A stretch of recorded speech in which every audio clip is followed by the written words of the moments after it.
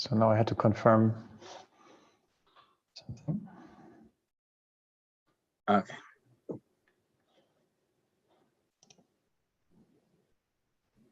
I see a live video upcoming. Yeah. All right. Okay. I believe that we are live. Let me just get confirmation from our team. I just got a yep, we are indeed live. Sorry about that little delay there. I had to fill out a form to make us go live, which is my favorite thing in the world, is filling out forms. Anyway, I'm David Groom, sometimes known online as iShotJR. I'm the community editor at Make. We're primarily known for a little magazine called Make Magazine, and also for the maker fairs that we organize and facilitate, and also for a lot of other things that we do online. My guest today is Lucas Hartman from MNT Research. Lucas, would you like to say hi and tell us a little bit about you and your background? Hi, I'm Lucas from MNT, running this little electronics company since roughly 2019 here in this location. We got into hardware a bit before that, like from a kind of home side business doing Amiga graphics cards, FPGA based. And before I was, also here. Before I was kind of a software engineer. So I worked on, web stuff and C stuff and like all kind of stuff like that until I rediscovered my love for electronics. Yeah. Perfect. So yeah, that's kind of my path as well, and it's kind of the path of surprisingly large number of people. Our guest Kevin from Artiboy was the same thing. He was a software engineer and just fell in love with hardware. And same for me. When I was in college, I was just focused on software. I thought hardware is just like a boring black box. It's like whatever you do with that box is what's exciting. But then I started getting into like, oh, if I make something with this Arduino, then like I can touch it and do like cool physical things, and then just kind of fell in love. And so MNT Research itself, what is it that this company was, why did you create the company MNT Research, and what is it that you guys do? What is your ethos and product line and things like that? So it kind of started not in a very like straightforward way, but it kind of evolved from a hobby, which was retro computing, tinkering with FPGA and microcontrollers and so on, and then realizing that that I can make a product that people want. So at first it was this little graphics card, add-on card for Amiga computers. And at first it was something just to kind of satisfy my own need for something like that and curiosity. And then when I published online, people were like, oh, how can we also have this? Can we participate somehow? So from this grew the idea to make electronics first as a side business kind of, and then realizing that there was some things in computing that I don't like, and I would like to be done differently, especially having grown up with computers that were very hackable. So that was like the ZX81, ZX Spectrum, Commodore 64, Amiga 500, and so on. Exactly, they came with books like that. So this is my first computer growing up was a BBC Master, and this is, the user guide tells you everything, like every single command. Like it's got this whole bus on the bottom where you can like plug other random stuff into it. Like you could hack on it and like create your own new stuff. And like here's the pinout for that, and it tells you like the memory map. There's just a little cute sketch in the memory map and stuff like that. And so I completely relate to that. Yeah, so back then, like when this whole MNT reform idea started, I think it was kind of 2015. Back then I had a MacBook and was running Linux on it because this was a bit of an older machine, and it became apparent that Apple wouldn't support this much longer, and it's kind of slowed down due to the OS updates and so on.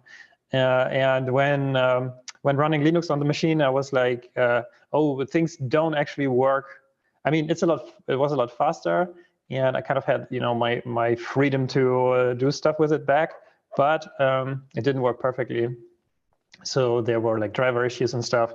And I became frustrated with this situation. Like, why wasn't there a machine that, like a laptop that was like,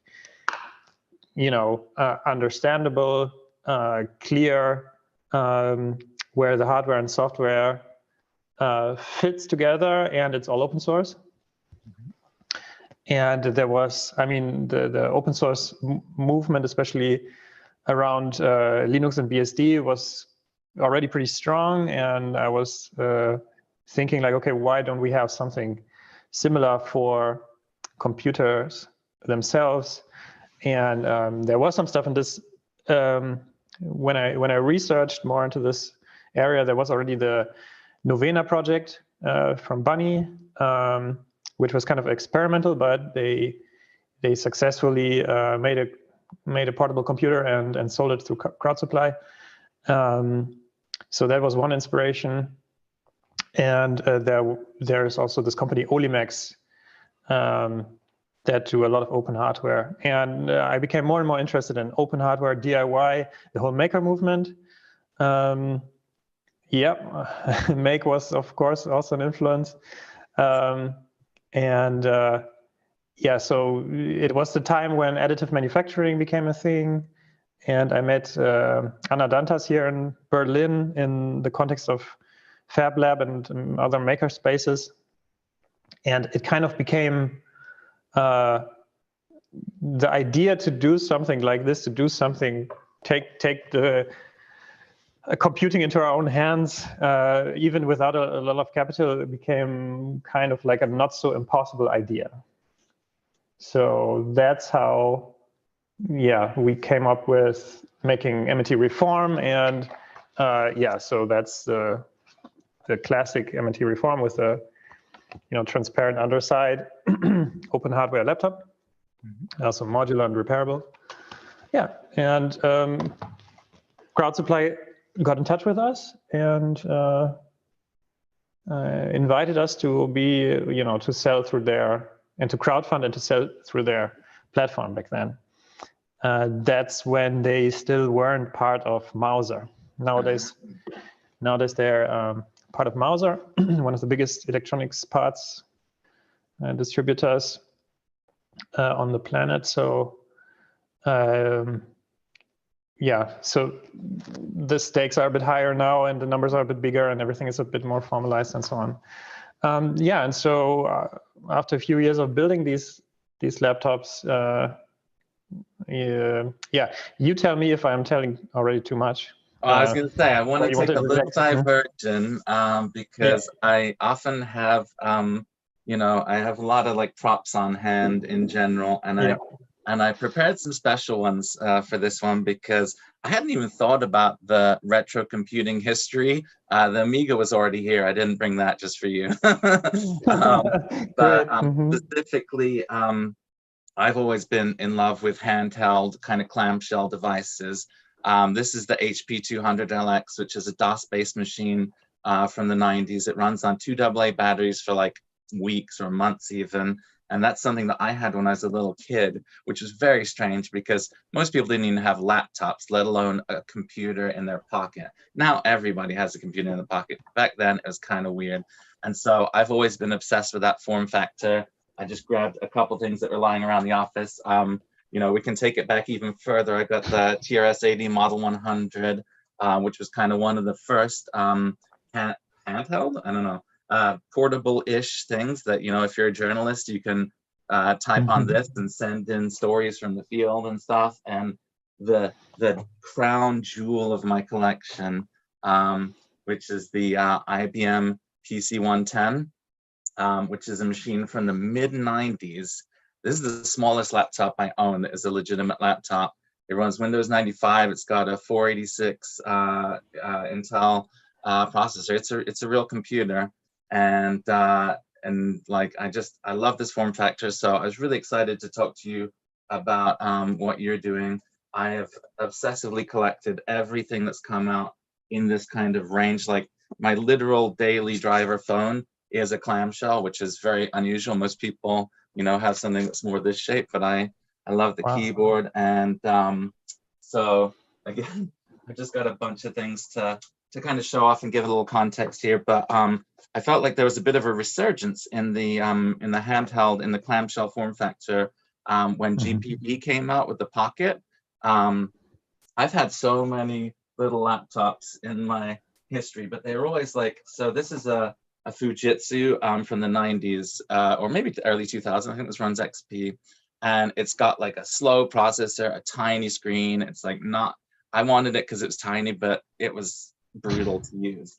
But once GPD started coming out with their stuff, they were more kind of practical. Like the keyboard on the Pocket 1 is actually pretty typable, and the display is okay, and the processor's not bad.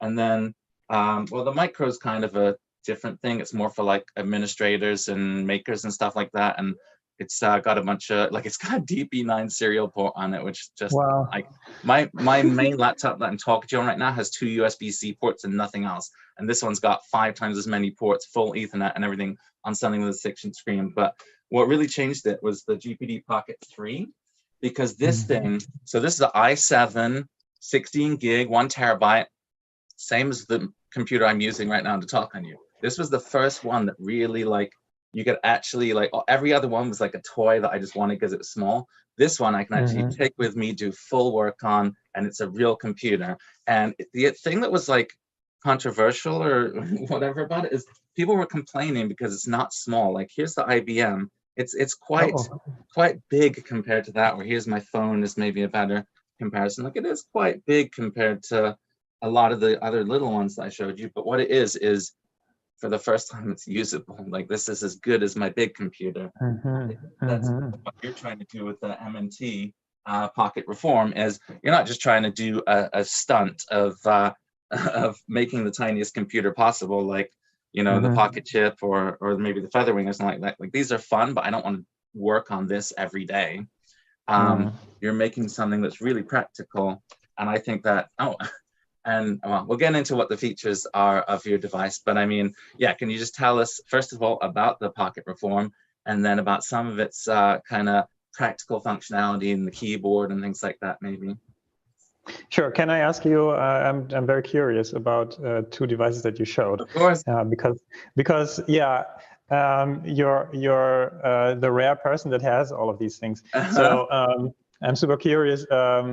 For the i7 GPD, how long does the battery last? Because yeah, it lasts, pretty power hungry chip, right? Yeah, I mean, it lasts. You know, this one I will take with me, and I will take like a external battery with me, and between those 2, it'll last me all day. So I want to say, like, by itself, depending on what you're doing, it might last like between 4 and 8 hours. Okay. I can tell you on the original GPD, like, this one is it's not nearly as powerful, but this one would easily last 10 hours plus. Like, that was always a really impressive thing about this, is how was the battery life on this one. This one is a bit of a monster. And I tend to have like 20 things open, and I just drive machines into the ground. So I only get a handful of hours out of this one, but that's like, that's on me. That's not their fault. I'm sure you could get 8-10 hours of like light usage on it pretty easily. But yeah, I mean, that's one of the things, like, it's not really got those compromises. Like, they made it big so you can fit a big battery in it. They made it big so you can fit a decent sized keyboard on it. What was the second question? The second question is about, I think you had a Fujitsu mini laptop, and you said it was kind of brutal to type on it. So what did you mean by that? This one is hilarious, okay? And I use this one daily in this. So this is a Windows XP machine, so it must have been like early 2000s. This so most of the weird devices I have are Japanese because they never really. I mean, I think you could buy this one over here, but I buy like every Fujitsu was. At first, I had the Sony picture book, which I loved, and that was actually a pretty practical machine. And then they stopped making it, so I was like, Sony stopped kind of making interesting things in general. So I started getting into the Fujitsus. So this thing is ridiculous. First of all, the size, obviously. Again, this is like a regular-ish sized phone. And but not just that, it's also got like the twisty thing, which I think you usually consider like a fairly modern thing, like the Lenovo Yogas and stuff like that. But no, it's got that. It's got a pen. It's capacitive touch. This is resistive touch. This is before capacitive touch. It's got a webcam. It's got multiple inputs. It's got this little shoulder joystick and left and right buttons and on both sides. And this is my favorite thing. I don't think it's powered on right now, but my favorite thing is it doesn't have a backlit keyboard, right? Because they didn't really have the technology back then or whatever. But I don't know if you can see right here, these are little headlights. And when you turn that feature on, it'll just beam lights over your keyboard so you can see your keyboard if you're like, on a plane and everyone's got their lights off and stuff like that. And it worked. It was great. It worked really well. And I think the processor in this is like a Transmeta Crusoe, which is like this tragic non-Intel thing that actually it was like 128-bit that like real-time munged the instructions from the Intel into its own weird thing. So the performance was never great on this one, but okay. So it's about the performance, yeah. Okay. I thought it was something about the keyboard that you said was uncomfortable. Oh, no, the keyboard, the keyboard is fine, none of these keyboards are like, none of these are super typable, but I am somebody who will, so actually, that's not true. The 200LX keyboard, it looks insane. Like these are just keys off of like a HP 48 calculator, right? Like they didn't put a ton of R&D into these little things. They're just like, this is what a keyboard looks like. I guess we'll stick these things next to each other. This is super typable. I can type like crazy on this thing, maybe because I have like tons of experience. But that one's actually, I can really type well on that. These little ones, you're not going to be touch typing on it. But the GPU Bucket 3 is the first one that's, it's big and comfy. I just want to show you one more weird one while we're in the weird department. This is a Sharp Netwalker. And this is definitely a Japanese exclusive. But what's interesting about this is it ran Ubuntu. So this is like a little bit of a predecessor to your stuff, maybe, because it was a Linux machine. And also it has an optical trackball right there. I don't know if you can see that. That is a little. It didn't have a mouse or a touchpad or a little joystick thing. It had this little optical thing because that's what they could fit on there. So you just move your finger across it and it tracks your finger? Exactly, yeah. Last thing from the show and tell that I wanted to show off because I think it makes like an interesting transition to what you guys are doing. So this is one of my favorite devices. Again, I just like, weird stuff, special stuff, interesting stuff. I don't like regular phones that are just a slab or regular computers that are just a MacBook or whatever. I like weird stuff. And so this is the Clockwork Pi Dev Term. And this is actually a kit that you put together yourself. It's kind of translucent. You can see the modules inside. It hasn't got the batteries in it right now. But you can see there's kind of a green thing here and a black thing here. And this is kind of like the main board over here. And then this is actually a little modular area where you can switch out CPUs. So right now, I actually have like an experimental RISC-V board in there, which is very exciting on its own. But if you want, like this is the board that it came with, which is A06 processor, which is a nice, decent, fast thing, unlike the RISC-V, which is quite slow. Or they've even got a little carrier where you can put a Raspberry Pi compute module in there. And I think this is a CM3, but I think you can put the CM4 in there too, or there's a different one I have somewhere that lets you use the CM4. And I just thought this was an interesting transition into what you guys are doing because I think that a lot of your stuff is kind of modular like this and is designed to, be something that you can upgrade or repair or not just, you know, have everything soldered and glued and then buy a new one because that's the cycle that they want you on. Very right.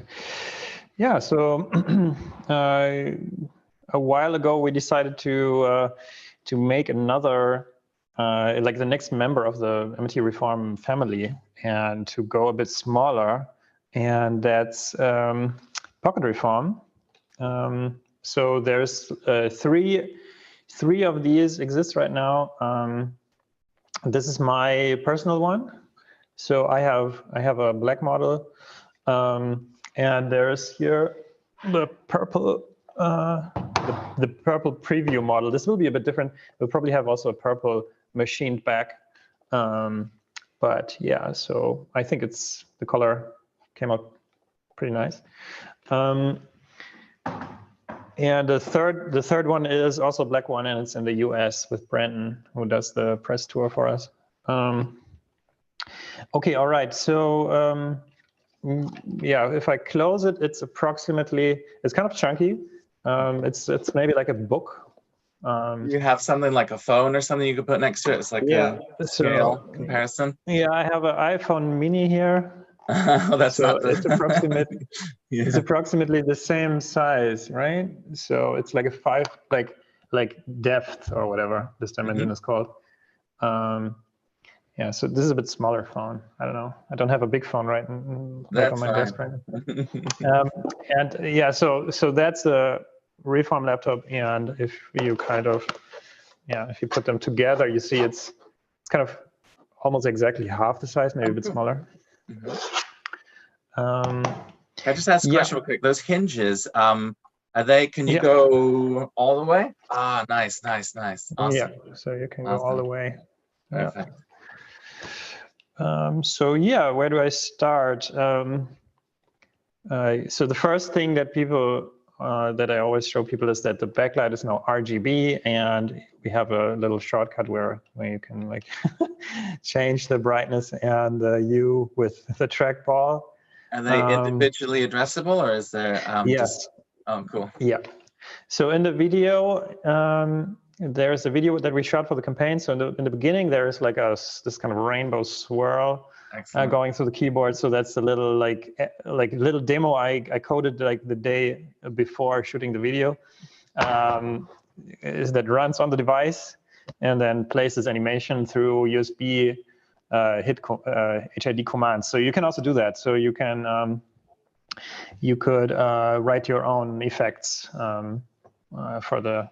So the whole thing is a bit more playful, maybe, yeah. So the idea, so the Reform it's kind of like the Death Star, like industrial kind of device, and this is more like a bit more playful device. And no, I just want to touch on something with the keyboard. It's RP2040 in there, right? Yeah. So the device has two RP2040s. Oh. So one is in the keyboard, and it also senses the trackball optical sensor. So that's like one thing, and the other one is on the main board as a power and charging controller. And you said, and you can address those programmatically, so you could like run a script. You could have a cron tab that changes keyboard every hour or something like that, colors. Yes. So there is a USB HID like kind of interface. So you can even script that with shell commands. You just have to we have kind of 4-letter commands and then some parameters that you can pipe in, and then you can do that kind of stuff. The same for the little OLED display that is here. Oh, there's a little OLED there? What is that, like a status, like battery charge and stuff like that? I never even noticed that. Brilliant. Yeah, so it's the same that we have in the classic Reform, and you can also program it to do something else, like I completely missed that notification. All the old laptops used to have like this is the PC110. I can see without having to open it what my actually it's telling me the time right now, but it'll also tell me the battery level or like various different things that are going on. And it's just a simple little LCD screen. And modern laptops, you just have to I have one that I have to turn on even to know if it's charging. It doesn't even have a charge indicator, and so I have to like my Surface Pro X or whatever. You have to plug it in just to. I mean, you have to turn it on just to know if it's charging because there's no LED even. Yeah, so it's different here. Yeah, when this is turned off, you will still see the charge level, and like you can plug it in and see how it's charging. So you don't need to turn it on for that. MacBooks used to have this button where it lit up a series of green LEDs, yeah, but they removed that at some point. But yeah, so and going further maybe with weird details or special details. Weird details is what we like. Right. So there are these two port cover, like two basically openings on the side here and here. So usually this is covered. Maybe on this one is covered. No. So my units don't have that cover installed because there is a little tiny like fit issue where it has to be like fraction of a millimeter moved the ports so that the cable actually stays inside when charging. So I just keep that off. But then you can kind of look inside here. And on one side, we have all the ports. Mm-hmm. And on the other side, there's nothing yet. Mm-hmm. So you can add your own stuff. Yeah, brilliant. we can upgrade that later. So it could be a different motherboard or something. You will see there is a bit of space also in the device when I open it later. So that's that. And also the way that this is constructed is a bit different from other consumer hardware maybe. So it's like two big aluminum parts. So it's like two milled aluminum parts. You can see that better maybe on the purple one because everything that's purple here is aluminum. So it's like two pieces, and then the other parts here, these are actually PCBs. So they are matte black PCBs. The palm rest is actually just a PCB. That's brilliant. So these are very high quality PCBs with a matte finish, and they have countersunk screw holes like milled into them. So do you have anything? Is there anything silk screened on the top? Is it just black? Like you? Yeah. So there is. You can almost not see that. So on my machine, it's like the wrong way around. Black. But, there we go. Yeah. So, you can see a logo here. So awesome. I think on the final one you will see the logo in like a gold. Yeah. Gold finish. Maybe a bit smaller. Yeah. So, but this part you can, of course, customize, right? So even if you don't know a lot about PCB design, this is it's a very simple file that is only a rounded rectangle with some holes. Yeah. Oh, I see a screwdriver. So quickly opening this one here. By the way, what were the ports? We couldn't necessarily see what all was on there. What is on there out of the box? Okay, so before opening, maybe I should go into that. Yeah. So there is 2 times USB-C. And are those both chargeable PD? No, only one of them is for to charge. Cool. Both have USB 3 signaling, so you don't have to worry about that. But charging goes through the top port. Cool. Then there's micro SD. It can boot from the micro SD card. Oh, brilliant!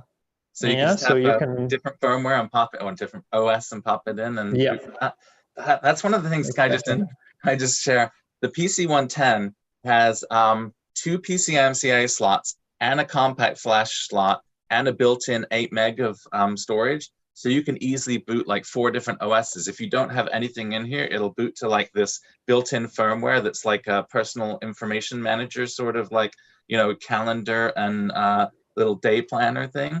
Or I have like one operating system on the compact flash and then a different operating system on the PCMCIA, so I can just choose my OS by popping in different cards. So I love that with the micro SD bootable. That's brilliant.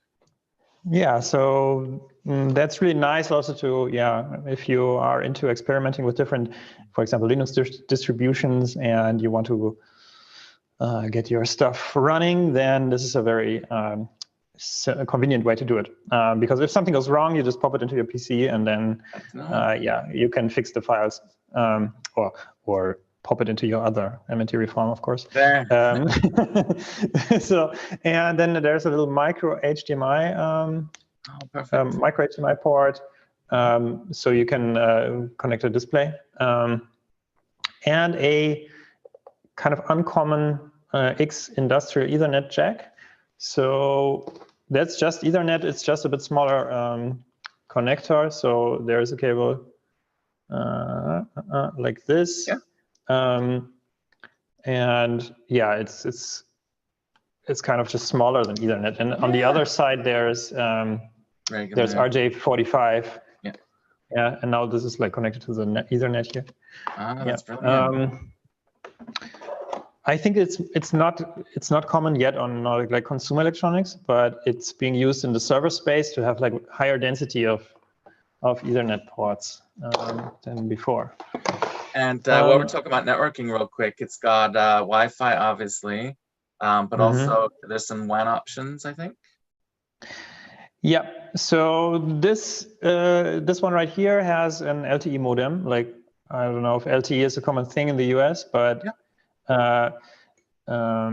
like cell connectivity, 4G right 4G now. is what we're calling not 5. Yeah, exactly. So yeah, mostly called LTE in Germany. And so that's there's a SIM card slot on the motherboard, and a slot for the modem, and so this one can always go online even without Wi-Fi.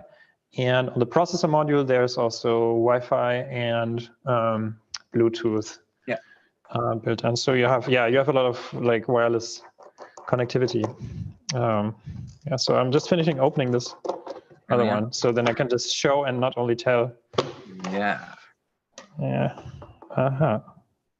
Whoa. Okay, interesting. Interesting sense. Yeah. Okay. So it's actually quite good. So I just opened this. So I don't know how much you can see. Oh, it's great right there with the light. There we go. Yeah. Yeah. Okay. So the blue part here, the blue part is the motherboard. And you can see there is a bit of space here. So the motherboard can still grow longer, like, or you can put something here. And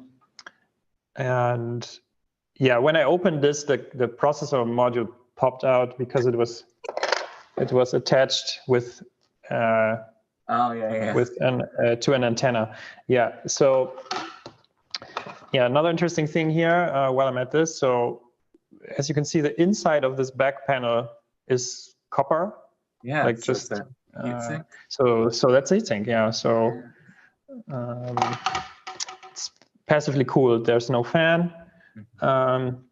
So that's the default processor module from Boundary Devices, now part of Laird.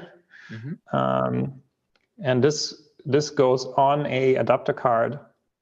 This one that then plugs into our motherboard. So just for some context, so that's the IMX8. And can you just give people kind of some reference or like context for what that means if you're only familiar with like the i7s that we were talking about earlier? Yeah, so this is the IMX8M Plus. So yeah, so it's an ARM system on chip. So a combination of CPU, GPU, and also an NPU now. That we haven't really explored the NPU part yet, but there is drivers, open source drivers for it.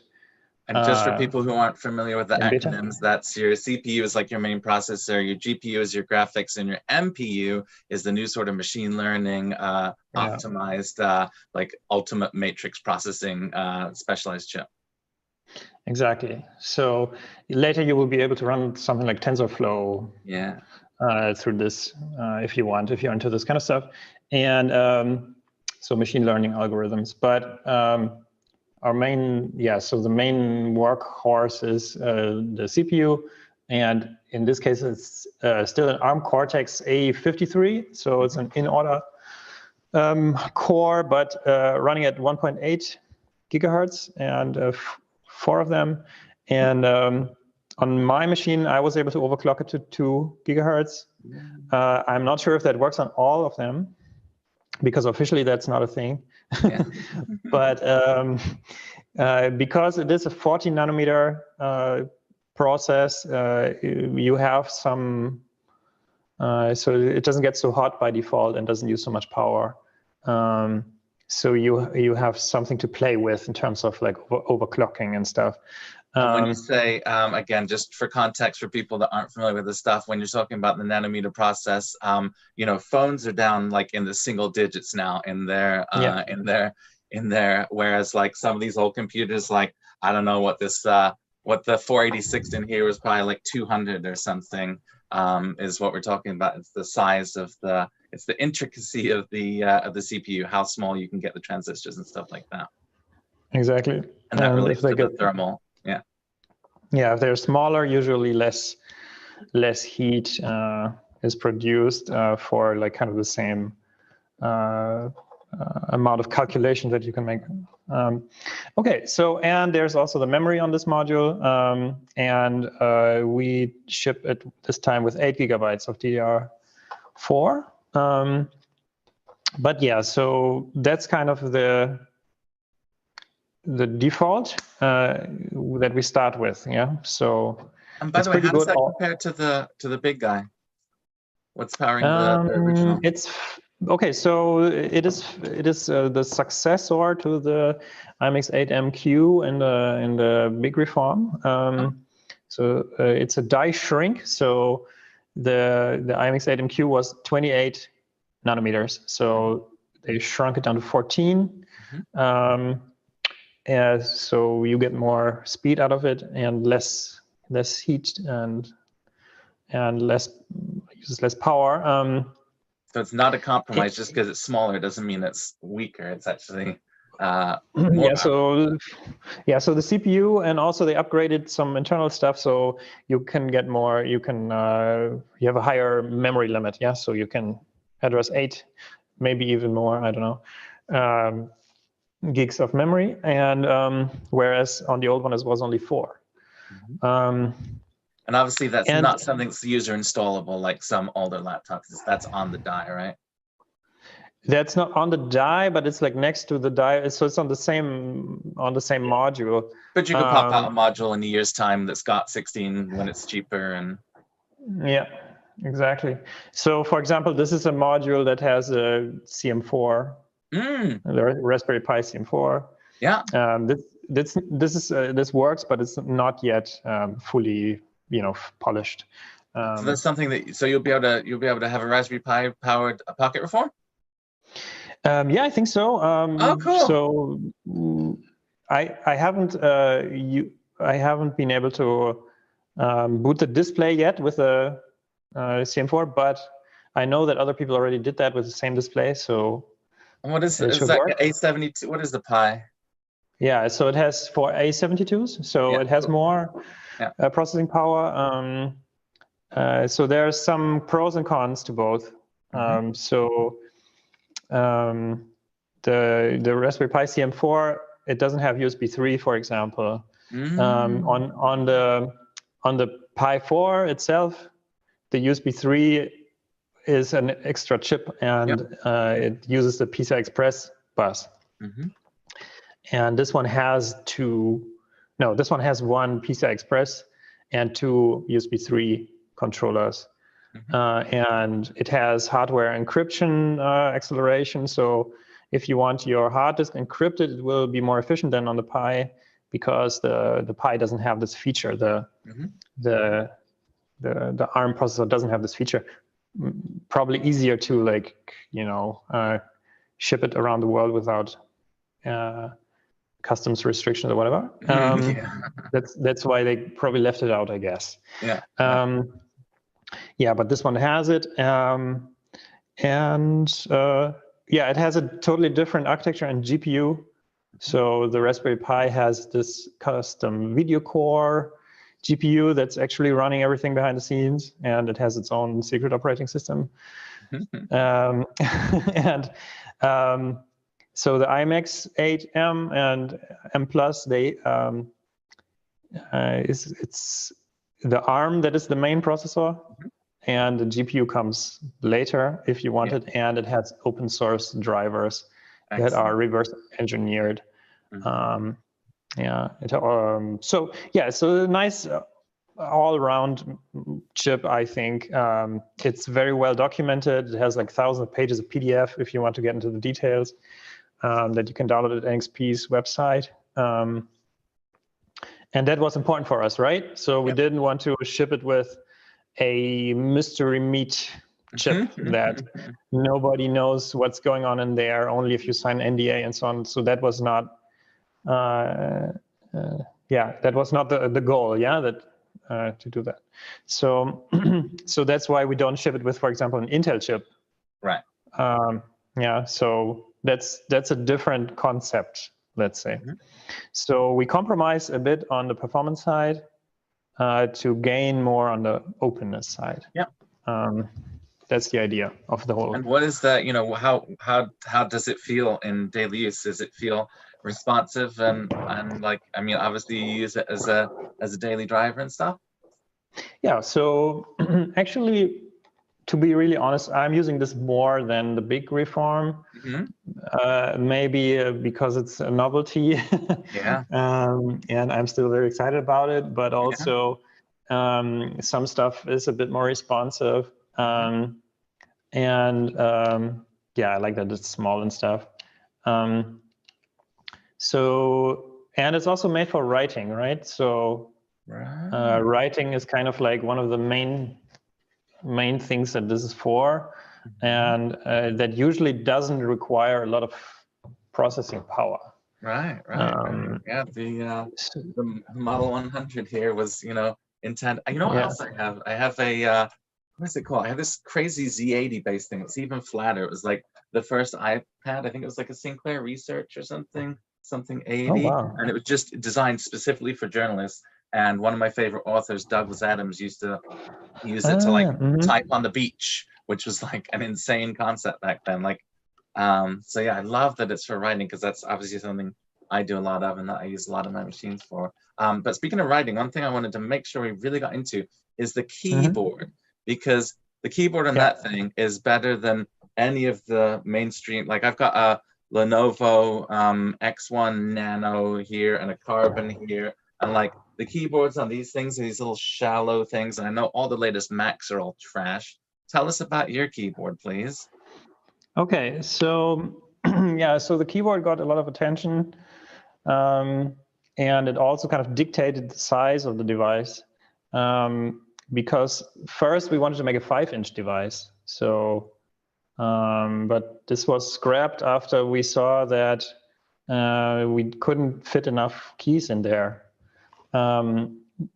So it would get really awkward that you had to learn a lot of, shortcuts to type certain letters and stuff, or like, signs that you need for programming. I always, right here, they've got the arrow keys laid out as one key right here. And I always press this when I think I'm pressing the up arrow. And like, this is the compromised keyboard I have. Let me just show you a hilarious keyboard. This one, almost everything is like a macro. So like, oh no, wait, it's not this one. There's something that has like the arrow keys or something are like, maybe it's the Fujitsu. Yeah, the Fujitsu. The Fujitsu, if you want the arrow keys, you have to press shift just to even navigate around, as if you're not going to be doing that every second of your life. So yeah, I'm glad you chose not to make that compromise. Yeah, I guess everybody comes up, gets really creative when they have the task to make a small keyboard. Too creative. So you're like, okay, I have this kind of real estate and I have only like 50 keys. So what do I put on that? What do I prioritize? And how do we hide the extra stuff somehow that's not annoying? So that's a great challenge. Okay, so maybe I can yeah, I can also show you that how this looks like if you open this. Oh, Okay, so that's just a PCB, the kind of PCB, bezel for this area. And here you can see, I mean, yeah, I hope it's not too dirty now. You can see that these are mechanical key switches. So these are like the real deal. Yeah, which is shock incredibly switches. rare on a laptop of any size. Like that's extremely rare on a big laptop. Yeah. But on a tiny laptop, that is just unheard of. Yeah, so these are like pro red switches, which are pretty much silent linear. And on this one, so here we have the clicky switches. Yes. I don't know if you can hear that. So yeah, so that's really fun. The clicky version is really fun, but it's also kind of annoying. I was gonna say, I can't wait to sit in a cafe just clicking on my MNT pocket. Yeah, maybe if it's a noisy cafe, it won't be a big deal, right? But maybe in a library, or if you are at home and your partner is, really needs some quiet and they could get annoyed quickly. But it's got the USB, so you could just plug in a different, quieter keyboard externally. Exactly. Yeah, externally, right. Or even you can swap this out. Yeah. Because it's modular. And okay, so here you see the trackball. It has an optical trackball. So it's really literally just a sphere. So that's POM, medical plastic. I take it out. So, and then you see that there is just a, this is a 3D printed part that we print here with a few steel beads in for smoothness. So those 3 points hold the ball. Just like the Amiga tank. I'm always having to clean out that little ball in there because it doesn't rub on the little points as it's supposed to. Yeah, but on the Amiga tank mouse, I also have here, for example. Yeah, it's not a tank mouse, but yeah, it's similar. So this is different because it has mechanical rollers in there. So you roll the rollers, but here there's no moving part. It just rests on those steel balls, and there's kind of like a tiny camera filming the ball and deriving the movements. Yeah. Okay, so I have to reset this keyboard anyway, because on my device, there is some kind of glitch where the keyboard crashes, but I think it's just a bad connection, like a bad USB connection, because I played around with it too much. So here you can see the OLED display is on a little flat cable here. I think that's and then you can see maybe the RP2040 in there. So that runs the whole thing here. And there's like a programming switch and a little reset switch. I don't know if that actually works. Yeah, so. A second, let me just reboot my keyboard. So now I rebooted the keyboard. And so now I could flash a new firmware, for example. So there's like 2 connectors here, and one of them is just basically USB, but with a different connector. But the exact same screwdriver on my keyboard. I fixed it. I fixed it. Yes. So so that's how all of that works.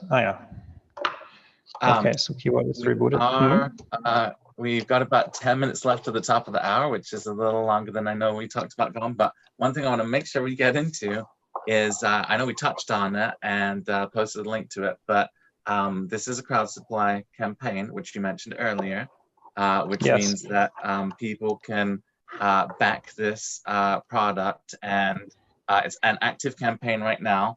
And I believe there's 7 days left in the campaign if people do want to pick up one of these delightful units that you've been showing us for the past hour. So I just wondered if there's anything you wanted to plug in terms of the campaign and encourage people to support your project. So if I want to plug something, so what I could say is that, yeah, so what I can say, of course, is that the campaign is coming to an end in a week. And if you want the device at the earliest, you want to be one of the first people to get it and to support us, and also have kind of a discount on the later price. You can back it now.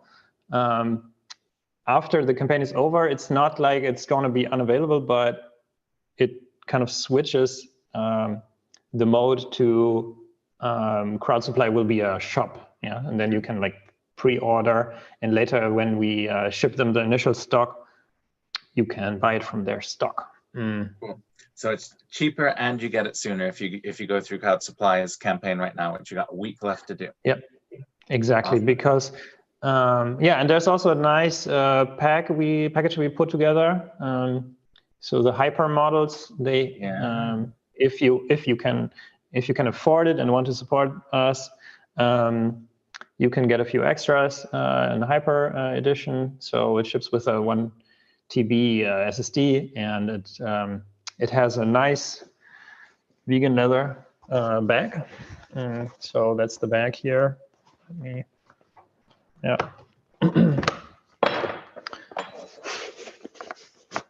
So this is also made in-house here by Greta, my colleague. That's brilliant. Yeah, so it has a clasp here, and yeah. That's perfect. This keeps the pocket reform safe. So that's included also in the hyper bundle. Yeah, not something cheap that we import, but it's actually made here. And there's also an art poster. You mentioned the hard drive is included. Does that mean that's one thing you do have to add to the other models, is you have to bring your own hard drive, or? No, because you might not require it, because it ships also with 128 gigs of flash eMMC. Yeah. No. So it's just your extra storage if you need a little room. Yeah, if you need a lot of storage, you can plug it in, like as in form of NVMe. So if you want to carry all your media around always, then you can do that. Otherwise, maybe the 128 will be enough. Brilliant. Yeah, I just wanted to make sure that we got that before we ran out of time, because obviously we want to get as many people getting their hands on the Pocket Reform as possible at the cheapest price as soon as possible. So it looks like you're well over your goal, though. So you're not going to be you're not in jeopardy of it not happening or anything. It's just an opportunity for people to get in at a better price sooner if they're wanting to pick one up. Yeah, and it's better for us the more people join now, because we can order more of the parts. Maybe we will get a little discount on this or that part. So also, if sometimes things are dead on arrival, electronics, so we need to order a bit more. And yeah, so it's our full-time job here. It's all the money goes directly, like what's left over, after fees and giving and buying the actual parts, everything is just to sustain our survival here. So yeah, every backer helps us directly. Awesome. I saw a little flash of gold when you opened the back. That's kind of flash. Yeah. I guess in the couple minutes we have left, I'm just curious, like, can you just tell me a little bit about how you use it? Like, what's it like in your everyday life? Like, in the promotional pictures, there was like a really cool picture of like somebody using it on the couch, and I was like, oh yeah, I really like that, because that's something, I have all these different devices and I take them all kinds of strange places that you might not use a regular laptop. So I'm just curious, what are some of the maybe the more surprising ways that you've ended up using yours? Okay, so I've already used it actually on a plane, on an airplane, and so that's a whole other story, because I got interrogated by the police with the prototypes, like what I was, what strange things I'm carrying on board. But yeah, when I went to Belgium for the FOSDEM. So, and I also rode a train recently to my parents, and I posted a picture on social media, and it kind of fits on this tiny tray that you have on the seat back, yeah, and next to a cup of coffee. So the traditional laptop wouldn't be able to fit next to your coffee. And I was also trying it in a bus. Bus has surprising amount of vibration. So that makes it a bit hard to use, like if there's a lot of shaking going on. But it's better in a train, definitely. And yeah, I'm using it a lot on a sofa. So or I was also sitting outside a bit. It works pretty well in sunlight, the display. And yeah, I was playing a lot of adventure games on it for some reason. So the Wedget Eye games, they are made for PC, but you can do a lot with like tools like Box, Wine or Box 64, or open source engine ports and stuff. So yeah, I actually use it a lot for having some fun, and also writing, of course. So I was writing articles also for the campaign on it when I really needed to focus.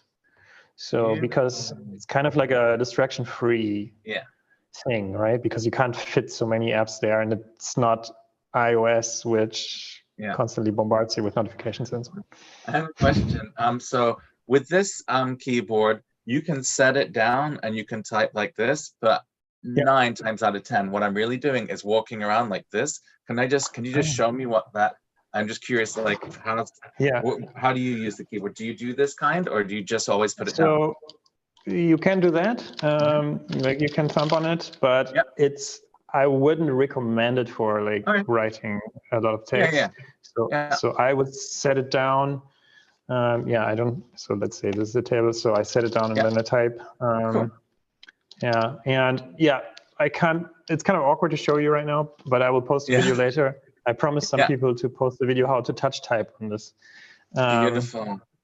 With 2 hands. Well, that's a great transition as we wrap up. What is the best way to keep in touch? I know obviously you've got the crowd supply campaign. I think you guys are on Mastodon.